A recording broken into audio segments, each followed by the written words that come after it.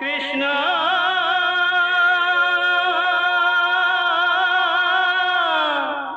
हरे कृष्णा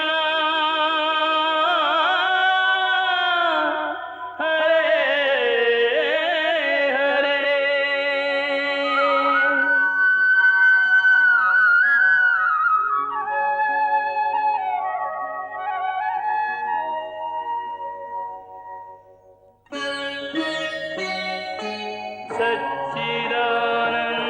सच्चिदानन्दरूपाय विश्वोत्पत्त्यादिहेतवे तापत्रयविनाशाय श्रीकृष्णाय वयं नमः।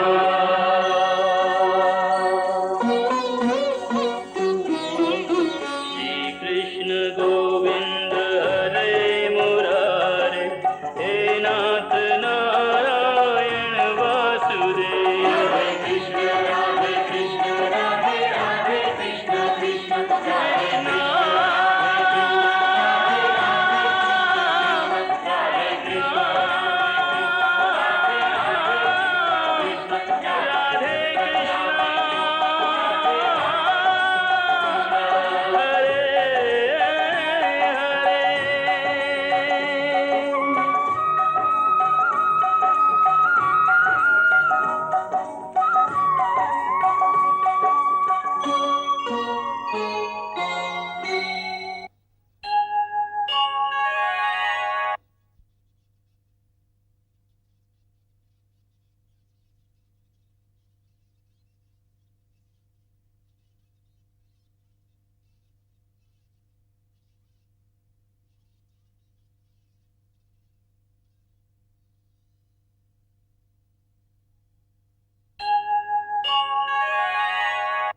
मृत्यु समय जब यह जीवात्मा तन को तज कर जाए रे,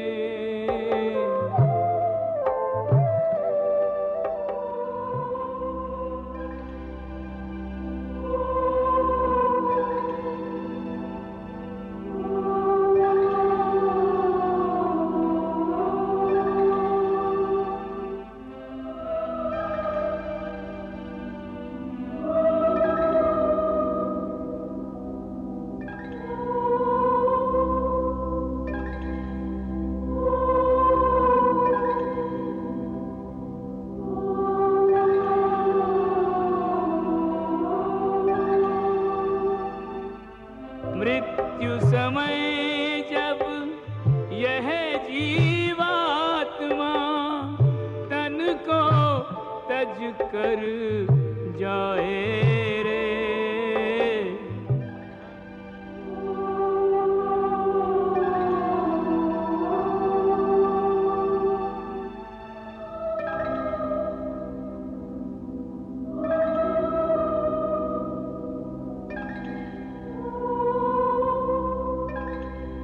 धन दौलत और सगे संबंधी कोई संग न आए रे,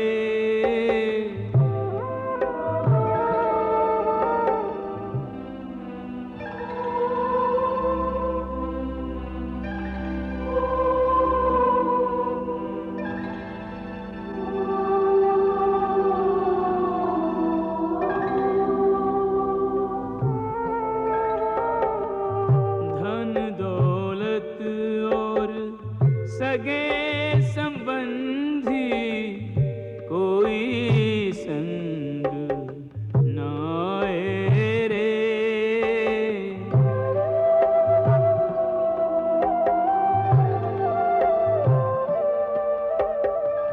पाप पुण्य संस्कार वृत्तियां ऐसे संग ले जाए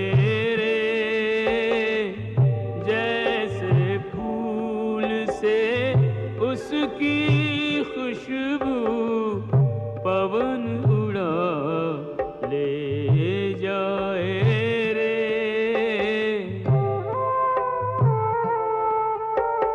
संग चले कर्मों का लेखा, जैसे कर्म कमाए रे।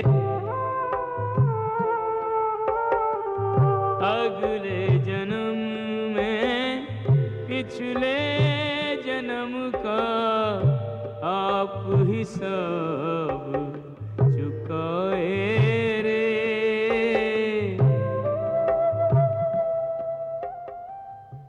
हे अर्जुन, जीवात्मा जब एक शरीर को छोड़कर जाती है तो उसके साथ उसके पिछले शरीर की वृत्तियां, उसके संस्कार और उसके भले कर्मों का लेखा जोखा अर्थात उसकी प्रारब्ध सूक्ष्म रूप में साथ जाती है।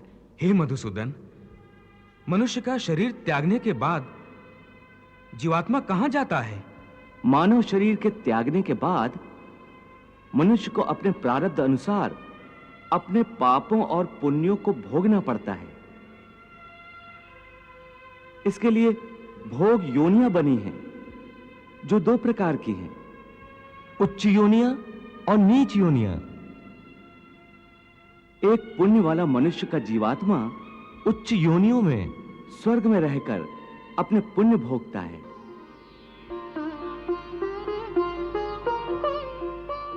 और पापी मनुष्य का जीवात्मा नीच योनियों में नरक में रहकर अपने पापों को भोगता है।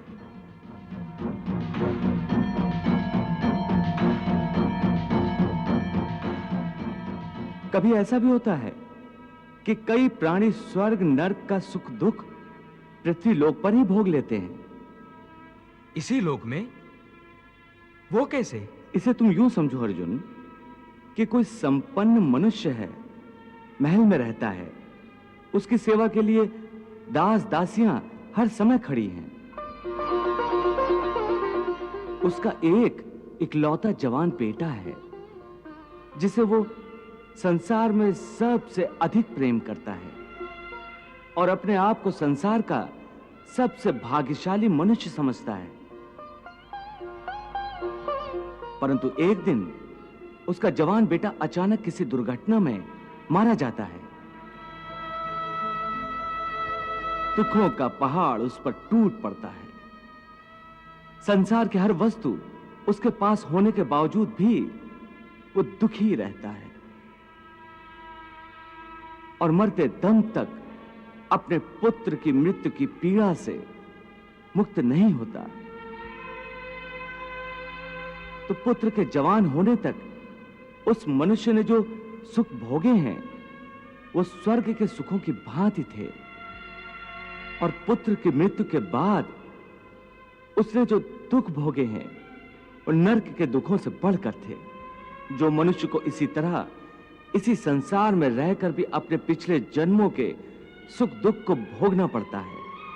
वाह प्रभु, वाह।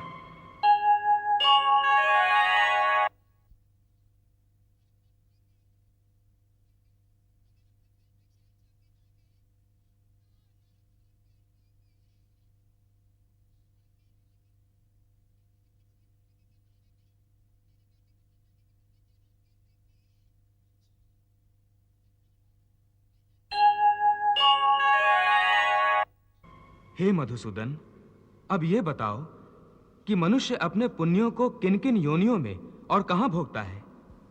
हे अर्जुन, पुण्यवान मनुष्य अपने पुण्यों के द्वारा किन्नर, गंधर्व अथवा देवताओं की योनियां धारण करके स्वर्गलोक में तब तक रहता है जब तक उसके पुण्य क्षीण नहीं हो जाते। अर्थात ये कि प्राणी के हिसाब में जितने पुण्य कर्म होते हैं उतनी ही देर तक उसे स्वर्ग में रखा जाता है।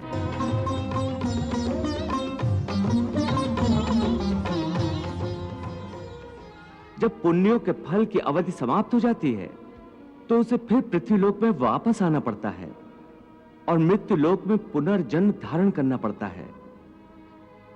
प्राप्य पुण्य कृताम लोकान उष्यत्वा शाश्वती समाह शुचीनाम श्रीमताम गेहे योग भ्रष्टो अभिजायते। परंतु स्वर्गलोक में मनुष्य के पुण्य क्यों समाप्त हो जाते हैं? वहां जब वो देव योनि में होता है तो वो अवश्य अच्छे कर्म करता होगा। उसे इन अच्छे कर्मों का पुण्य तो प्राप्त होता होगा।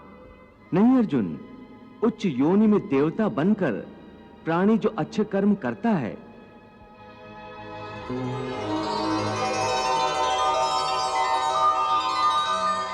या नीच योनि में जाकर प्राणी जो क्रूर कर्म करता है, उन कर्मों का उसे कोई फल नहीं मिलता। क्यों? क्योंकि वो सब भोग योनियां हैं। वहां प्राणी केवल अपने अच्छे बुरे कर्मों का फल भोगता है। इन योनियों में किए हुए कर्मों का पुण्य अथवा पाप उसे नहीं लगता। हे पार्थ, केवल मनुष्य की योनि में ही किए हुए कर्मों का पाप या पुण्य होता है, क्योंकि यही एक कर्म योनि है। इसका अर्थ यह हुआ कि यदि कोई पशु किसी की हत्या करे तो उसका पाप उसे नहीं लगेगा, और यदि कोई मनुष्य किसी की अकारण हत्या करे तो पाप लगेगा। बिल्कुल ठीक। परंतु यह अंतर क्यों? इसलिए कि पृथ्वी लोक पर समस्त प्राणियों में केवल मनुष्य एक ऐसा प्राणी है जो विवेकशील है। वो अच्छे बुरे की पहचान रखता है। दूसरा कोई भी प्राणी ऐसा नहीं कर सकता। इसीलिए यदि सांप किसी मनुष्य को अकारण भी डस ले और वो मर जाए तो सांप को उसकी हत्या का पाप नहीं लगेगा। इसी तरह शेर दूसरे जानवरों की हत्या करता है तो उसे उसके पाप नहीं लगता। या बकरी का उदाहरण लो, बकरी किसी की हत्या नहीं करती, घास फूस खाती है, इस कारण वो पुण्य की भागी नहीं बनती। पाप पुण्य का लेखा जोखा अर्थात प्रारब्ध केवल मनुष्य का बनता है। इसीलिए जब मनुष्य अपने पाप और पुण्य भोग लेता है तो उसे फिर मनुष्य की योनि में भेज दिया जाता है। ते तम भुक्त्वा स्वर्ग लोकम विशालम क्षीणे पुण्ये मर्त लोकम विशंति एवं त्रिधर्मम अनुप्रपन्ना गतागतम काम कामा लभन्ते। अर्थात देवों की योनियों में जो मनुष्य होते हैं वो अपने सुख भोग कर स्वर्ग से भी लौट आते हैं। हां, और मनुष्य की योनि प्राप्त होने पर फिर कर्म करते हैं और इस तरह सदैव जन्म मृत्यु का कष्ट भोगते रहते हैं। हे मधुसूदन, क्या कोई ऐसा स्थान नहीं जहां से लौटकर आना ना पड़े और जन्म मरण का यह चक्र समाप्त हो जाए? ऐसा स्थान केवल परम धाम है, अर्थात मेरा धाम, जहां पहुंचने के बाद किसी को लौटकर नहीं आना पड़ता। इसी को मोक्ष कहते हैं। न तद्भास्यते सूर्यो न शशांको न पावकः यद गत्वा न निवर्तन्ते तद धाम परमम मम। सब लोगों से लौट कर जीव भूमि पर आए, वो नहीं लौटे फिर यहाँ धाम जो मेरे जाए, परम शांति वहीं पाए।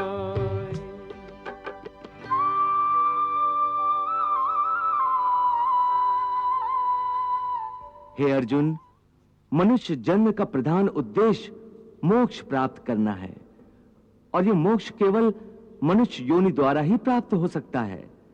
इसीलिए मनुष्य के शरीर को मोक्ष का द्वार कहा जाता है। हे अर्जुन, मानव शरीर बड़ी मुश्किल से मिलता है, इसे यूं ही गंवाना नहीं चाहिए। देवता भी मानुष शरीर की आकांक्षा करते हैं, परंतु मनुष्य की विडंबना यही है कि वो इस शरीर को अर्थात मोक्ष के अवसर को गंवाता रहता है। सारी आयु भोग विलासों में बिताता है, यहां तक कि जब शरीर छूटने का समय आता है तब भी वासना उसका पीछा नहीं छोड़ती।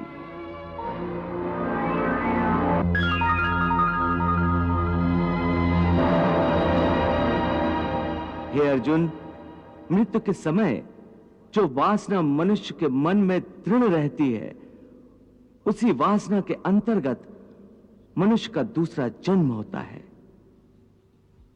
यम यम वापि स्मरन् भावम त्यजति अन्ते कलेवरम तम तमे वैति कौन्ते सदा तद भाव भाविता।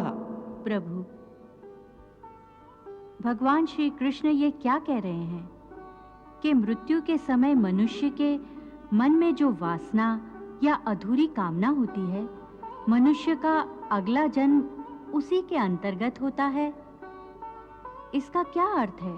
देवी, इस समय भगवान श्री कृष्ण ने जो कहा है वो अत्यंत गोपनीय है और गूढ़ ज्ञान है, बल्कि इसे एक गुप्त विद्या ही समझो। जिसे ये विद्या आ जाए उस प्राणी को बड़े सहज तरीके से मोक्ष मिल जाता है। मैं समझी नहीं भगवन, ये गुप्त विद्या क्या है? देवी, ये गुप्त विद्या मरने की विद्या है। प्रभु का कहना है कि प्राणी ने चाहे कैसा भी जीवन व्यतीत किया हो, अंतकाल में यदि वो एकाग्र मन होकर केवल प्रभु का ध्यान करते हुए शरीर का त्याग करे तो वो सीधा परमात्मा के चरणों में पहुंच जाता है, जहां से उसे वापस नहीं आना होता।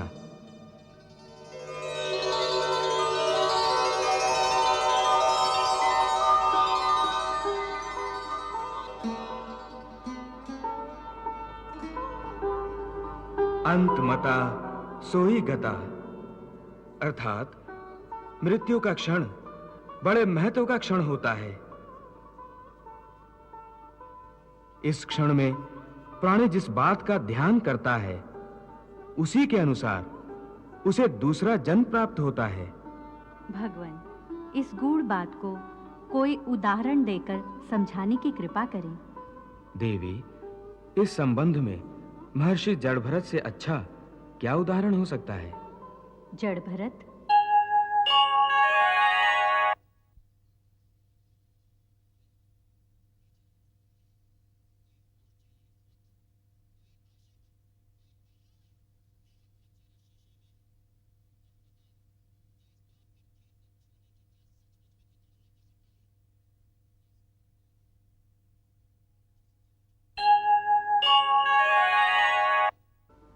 जड़भरत एक निष्पाप ऋषि थे। वो मुक्ति के द्वार तक पहुंच चुके थे। उन्होंने हिरण के एक बेसहारा बच्चे को पाल लिया था। उस बच्चे से उनका मन इतना लग गया था कि हर समय उन्हें हिरण के बच्चे की ही चिंता लगी रहती थी। यहां तक कि अपनी मृत्यु के समय भी उनका ध्यान उसी बच्चे में था।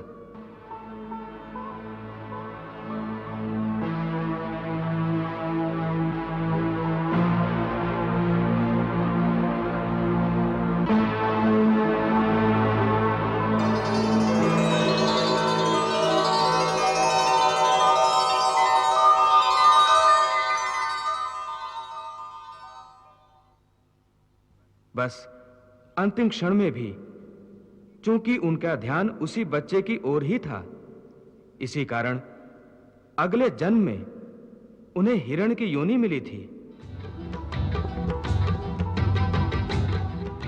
प्रभु, मृत्यु के समय का इतना महत्व क्यों होता है? देवी, मनुष्य की मृत्यु का समय मोक्ष का अवसर होता है। ऐसे समय में यदि मनुष्य अपने विधाता से मिलन के बदले उसकी माया के मोह में पड़ा रहे तो ये विधाता का अपमान जैसा ही है।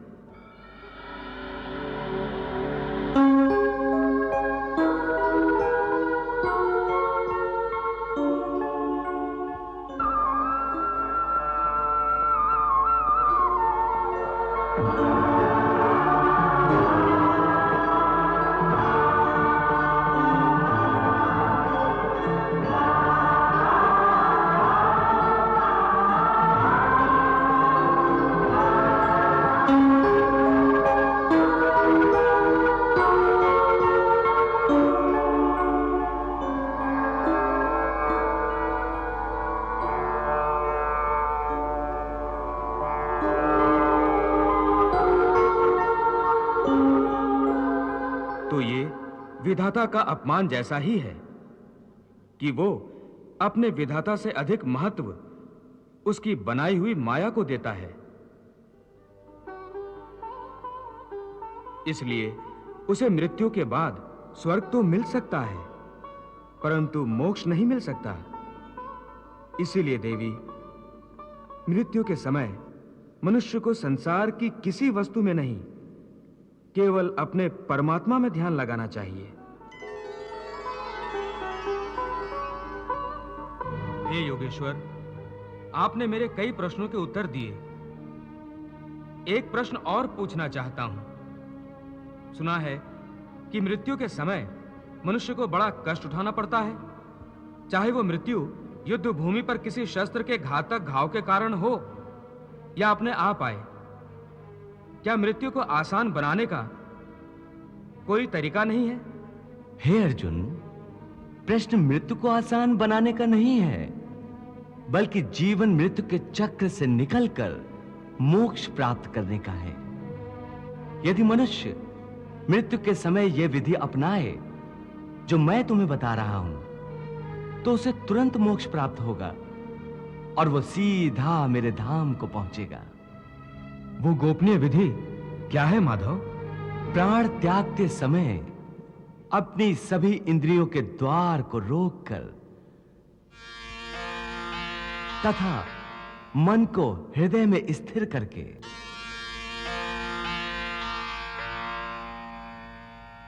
और प्राण को मस्तिष्क में स्थापित करके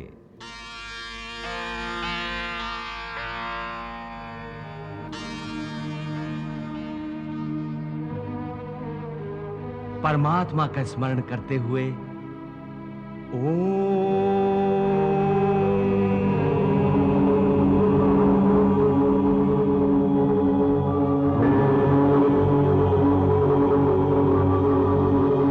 ओम मंत्र का उच्चारण करे तो वो मनुष्य जीवन भर कितना ही पापी क्यों न रहा हो, उसे मोक्ष अवश्य प्राप्त हो जाएगा।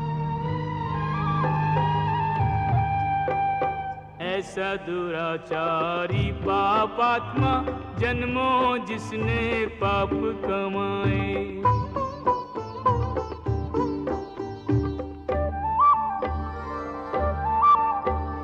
लेकर भाव अनन्य वो अर्जुन मेरी शरण में यदि आ जाए।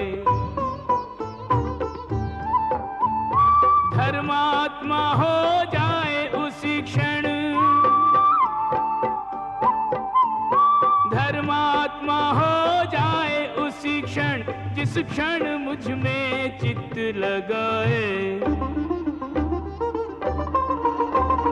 धर्मात्मा हो जाए उसी क्षण जिस क्षण मुझ में चित्त लगाए।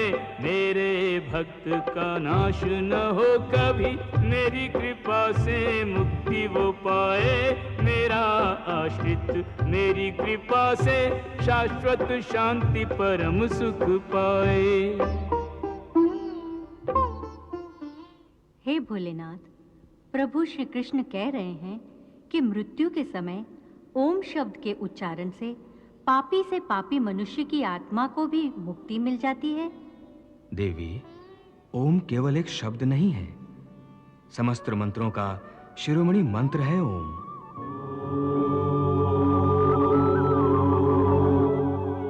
इसकी महिमा अनंत है।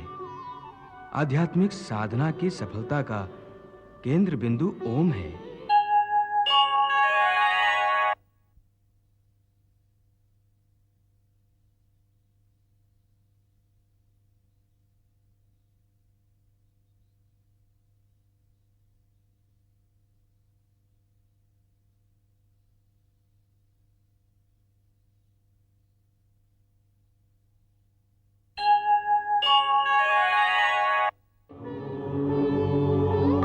सिद्धि प्राप्ति का सूत्र भी ओम है।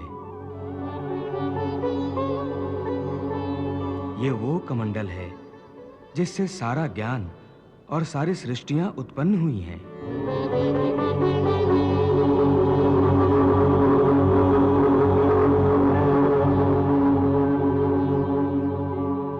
ओम की साधना, ज्ञान और भक्ति के मार्ग को प्रकाशित कर देती है और अपने जीवन में ओम का उच्चारण करते रहने वाले प्राणी को सुख, समृद्धि, वैभव और वैराग्य प्राप्त होता है। प्रभु, ये बात तो मनुष्य के जीवन के संबंध में है, परंतु उसकी मृत्यु के समय ओम के उच्चारण का इतना महत्व क्यों है कि पापी मनुष्य के शरीर को शुद्धि और आत्मा को मुक्ति प्राप्त हो जाती है? देवी, मनुष्य के शरीर को ब्रह्मपुर कहा गया है।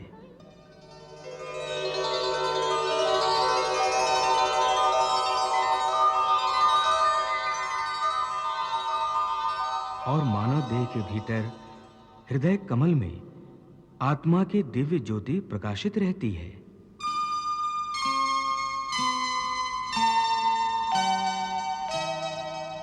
मृत्यु के समय जब मनुष्य ओम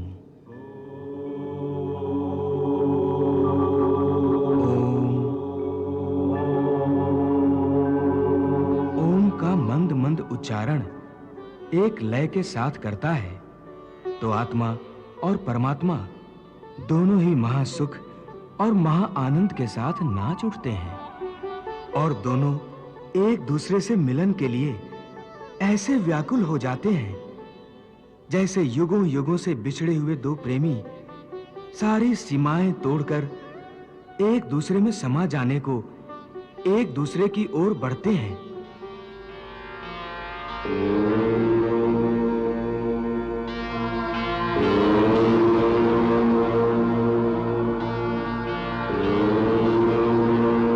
वाह प्रभु वाह, आपने परमात्मा से आत्मा के मिलन की इतनी सुंदर, इतनी मोहक व्याख्या की है।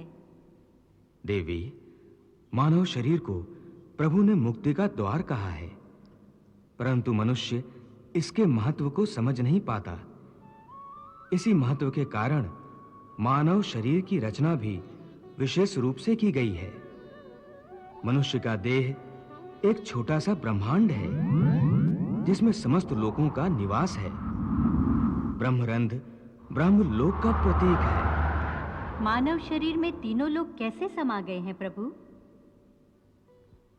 मनुष्य के शरीर में पैरों से नाभि तक भूलोक है।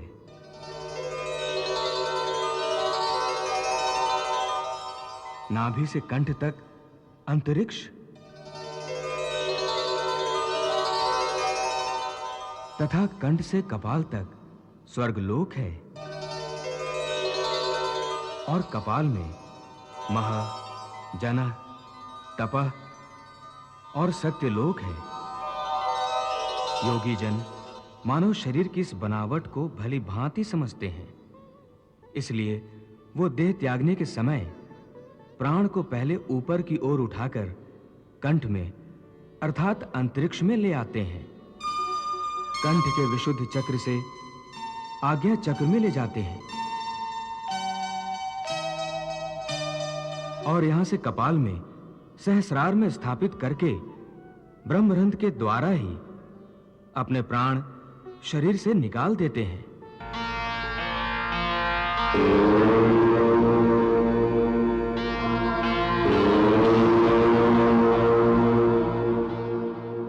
साधारण मनुष्य को इस विधि का ज्ञान नहीं होता, इसलिए उनके प्राण प्रायः दूसरे द्वारों से निकलते हैं। हे केशव, तुमने मेरे मन में ज्ञान की ज्योत जलाकर अज्ञान के अंधकार को नष्ट कर दिया है। मेरे मन से मोह और भ्रम के सारे पर्दे उठ गए हैं। अब मैं अपने आप को तुम्हारी हर आज्ञा के अधीन करता हूं। हे अर्जुन, तुम्हारे मुंह से ये बात सुनकर मुझे परम संतोष हुआ है। मैं प्रसन्न हूं अर्जुन, बहुत प्रसन्न हूं। फिर यदि तुम्हारे मन में अब भी कोई शंका, कोई आशंका या कोई प्रश्न हो तो। नहीं माधव, अब इस मन में कोई शंका, कोई आशंका, कोई संशय नहीं। मन में अब केवल विश्वास और श्रद्धा है। केशव, अब मुझे कुछ और नहीं पूछना, कुछ नहीं जानना। हाँ, मुझे अपना शिष्य समझकर तुम्हें यदि कोई अंतिम उपदेश देना हो तो उस प्रसाद को पाने के लिए मैंने अपने मन की झोली फैला रखी है। मुझे जिसके योग्य समझो वही अंतिम उपदेश प्रदान करो। सचमुच मेरा अंतिम उपदेश सुनना चाहते हो? हाँ केशव, अब तक जितना मैंने पूछा उतना ही तुम्हें बताया है। अब मैं चाहता हूं कि मेरे प्रश्नों की सीमाओं से भी परे जो और है वो अपनी इच्छा से तुम मुझे बताओ। यदि वो जानना चाहते हो अर्जुन जो तुम्हारी बुद्धि और तर्क से परे है तो सुनो। मेरा अंतिम उपदेश बस इतना ही है कि अब तक जो मैंने तुम्हें ज्ञान, कर्म अथवा योग आदि की शिक्षा दी है वो सब भूल जाओ। सब पूजा की विधियों को, सब योग साधनों को और समस्त धर्मों को भुलाकर केवल मेरी शरण में इस प्रकार आओ जैसे कांटों से लहू लुहान और कीचड़ से लथपथ एक बालक रोता रोता भागकर अपनी मां की गोद में पनाह लेता है।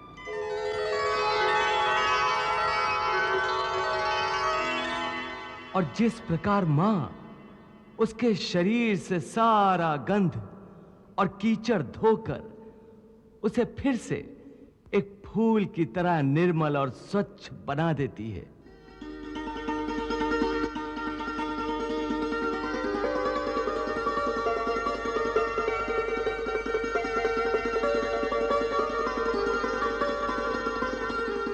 हे अर्जुन, उसी प्रकार मैं तुम्हारे समस्त पापों का मैल धोकर तुम्हें पाप मुक्त कर दूंगा और समस्त संसारी बंधनों से मुक्ति देकर तुम्हें शाश्वत शांति प्रदान करूंगा। इसलिए सर्वधर्मान परित्यज्य मामेकं शरणं व्रज अहं त्वा सर्व पापेभ्यो मोक्षयिष्यामि मा शुचः। सब धर्मों के भेद भुला के एक मेरा शरणागत हो जा। मैं हर पाप से मुक्ति दूंगा, शोक न कर मेरी भक्ति में खो जा। शोक न कर मेरी भक्ति में खो जा। धर्म अधर्म के भेदों से न्यारे अमर है गीता के बोल सारे। हे नाथ नारायण वासुदेव, श्री कृष्ण गोविंद हरे मुरारे। हे नाथ नारायण वासुदेव, पितृमातृ स्वामी सखा हमारे, पितृ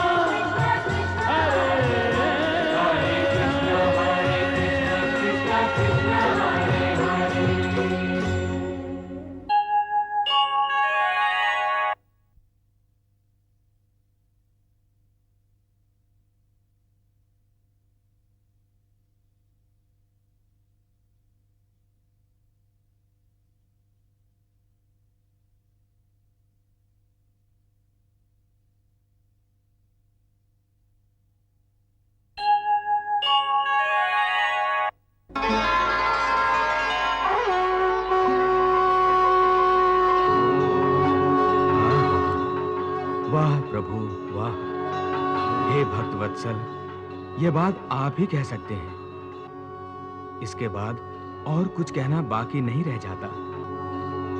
आपकी जय हो प्रभु, आपकी जय हो।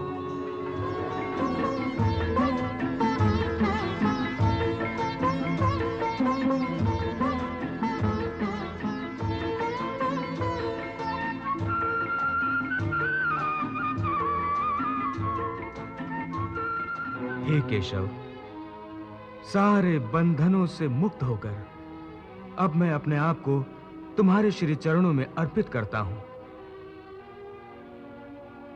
मुझे आज्ञा दो कि अब मैं क्या करूं। अर्जुन, यह महाभारत का महापर्व तेरे बिन कैसे मनेगा।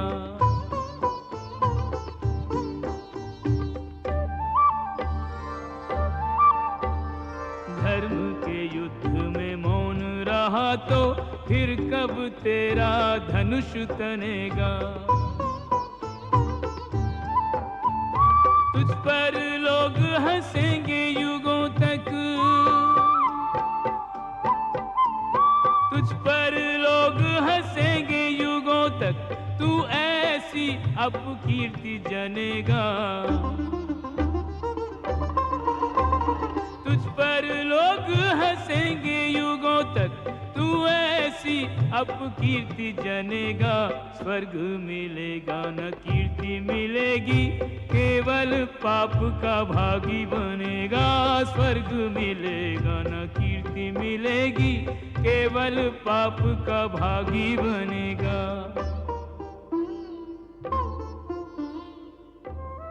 हे अर्जुन, अब तुम धर्म क्षेत्र में अपने कर्तव्य को निभाने के लिए आगे बढ़ो। अपना गांडीव उठाकर उसकी प्रत्यंचा खींचो और अपने गांडीव की टणत्कार से युद्ध की घोषणा करो।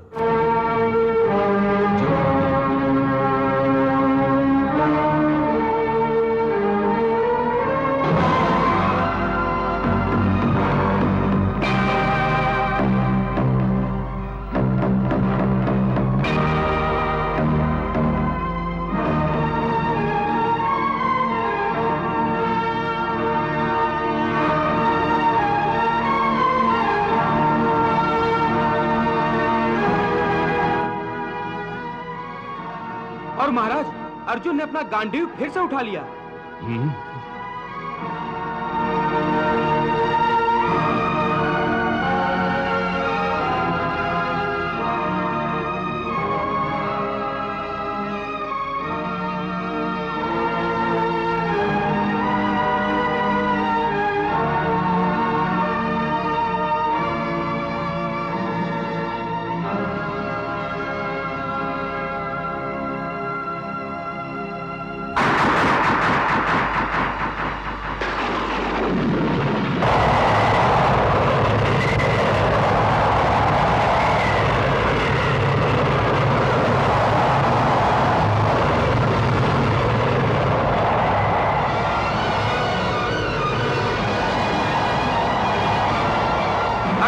गांडीव की प्रत्यंचा खींचकर ऐसा टणकार की जैसे युद्ध की घोषणा कर रहा हो। आखिर वही हुआ जिसका मुझे डर था। अब अर्जुन शस्त्र अवश्य उठाएगा। महाराज, एक विचित्र बात हो गई है। भगवान श्री कृष्ण के गीता उपदेश को सुनने के लिए साक्षात समय भी ठहर गया था और सारी सेनाएं जो अचल और स्तंभित हो गई थी, जैसे फिर से सजीव हो गई हैं।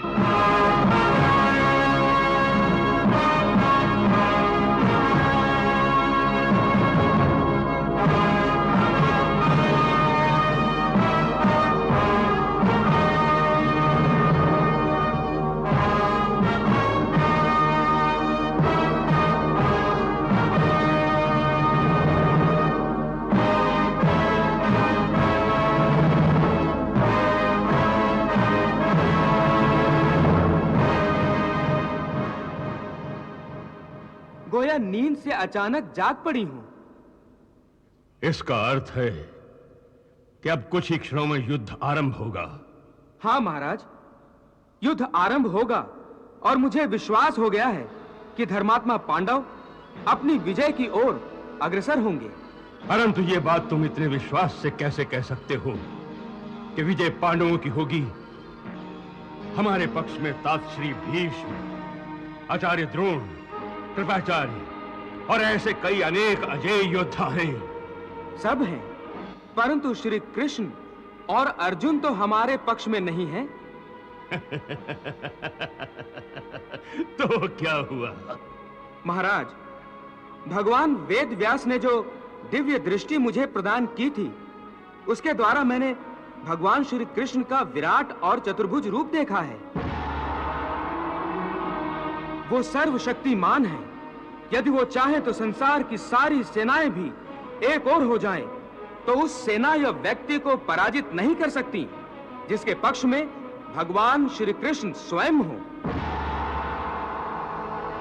इसीलिए मुझे विश्वास है कि जीत पांडवों की ही होगी। यत्र योगेश्वरः कृष्णो यत्र पार्थो धनुर्धरः तत्र शरीर विजयो भूतिर ध्रुवा नितिर्मतिर्मम। जहां योगेश्वर भगवान श्री कृष्ण है और जहां गांडीव धनुर्धारी अर्जुन जैसा योद्धा है, वहां विजय श्री ही विजय श्री है। पराजय तो उनके पास भी फटक नहीं सकती, ये मेरा पूर्ण विश्वास है।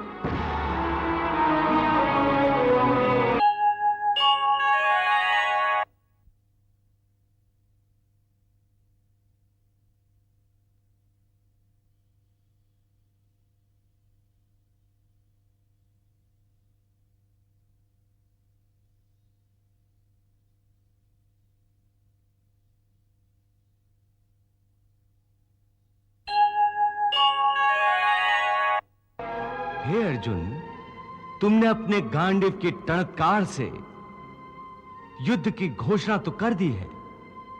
अब अपने सारथी को आज्ञा दो कि मैं क्या करूं। केशव, मैं तुम्हें आज्ञा दूं? हे अर्जुन, इसमें आश्चर्य की क्या बात है? इस युद्ध में मैं तुम्हारा सारथी हूं और तुम मेरे महारथी हो। मुझे तुम्हारे इस रथ के घोड़ों की लगाम थामना है और तुम्हें गांडीव की प्रत्यंचा। इसलिए हे अर्जुन, जब तक तुम आज्ञा नहीं दोगे, तब तक मैं इस रथ को आगे कैसे बढ़ा सकता हूं? हे महारथी, आज्ञा दीजिए। हे महारथी, कृपया करके आज्ञा दीजिए। हे पार्थ सारथी, रथ को पांडवों की सेना में वापस मेरे निश्चित स्थान पर ले चलो। जो आज्ञा।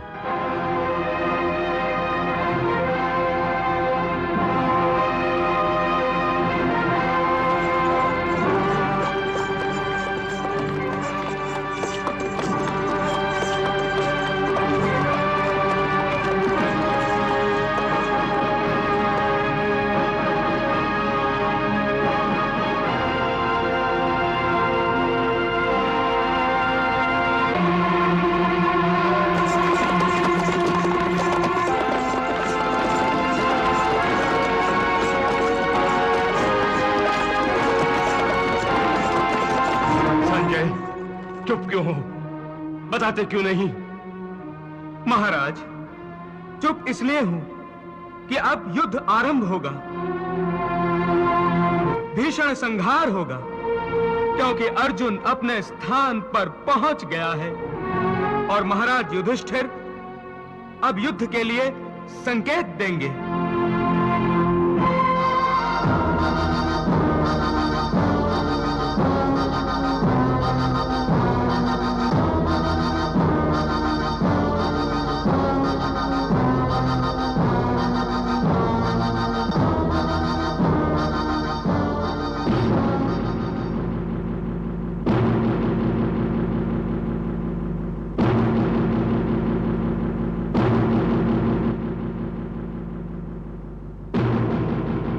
परंतु ये क्या हुआ संजय? मुझे भी तो बताओ।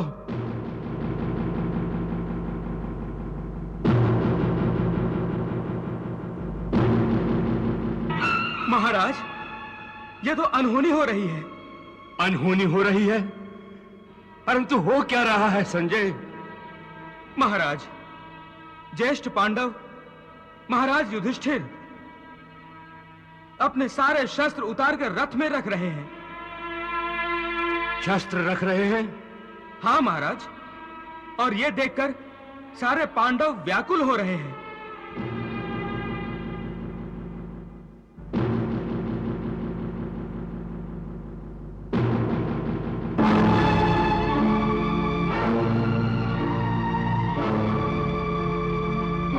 महाराज युधिष्ठिर अब अपने रथ से उतरकर कौरवों की सेना की ओर बढ़ रहे हैं। कौरवों की सेना की ओर बढ़ रहा है? भ्राताश्री, भ्राताश्री, इसका अर्थ है अब युद्ध नहीं होगा।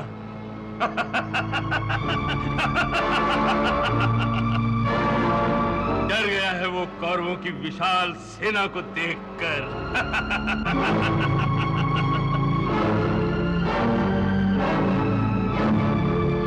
इसीलिए अपनी जान बचाने के लिए अवश्य दुर्योधन से क्षमा की याचना करने जा रहा है।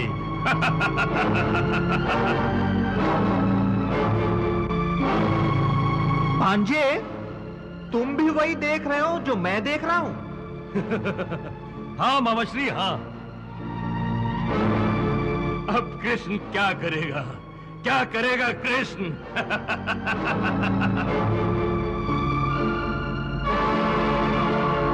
युधिष्ठिर को नई गीता सुनाएगा।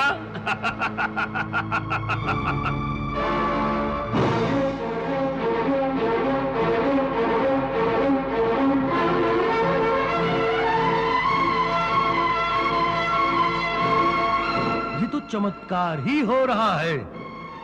युधिष्ठिर हम कौरवों के सामने हाथ जोड़े आ रहा है।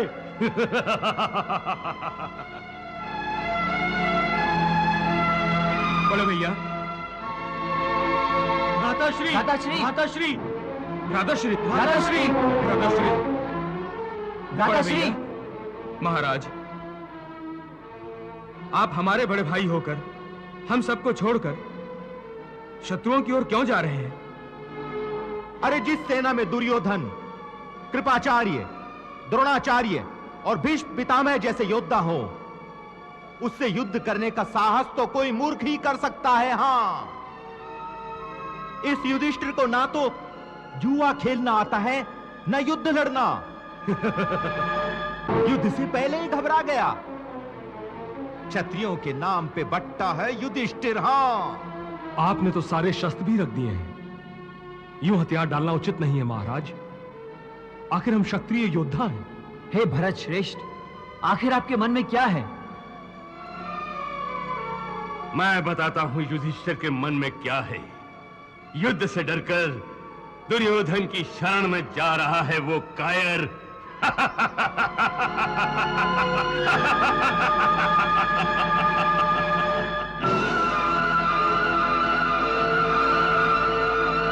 महाराज, युद्ध आरंभ के समय क्षत्रिय के आगे यूं हाथ जोड़कर जाना उचित नहीं होगा।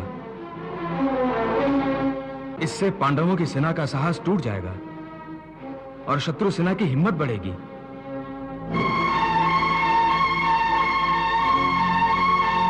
हाँ महाराज, वापस चलिए और युद्ध करने का संकेत दीजिए।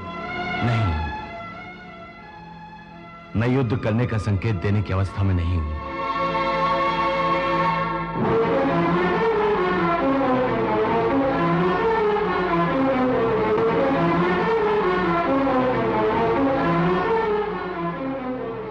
अरे, तुम सब लोग मुंह लटकाए क्यों खड़े हो?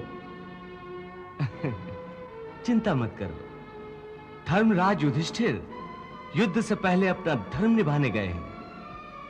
कृष्णा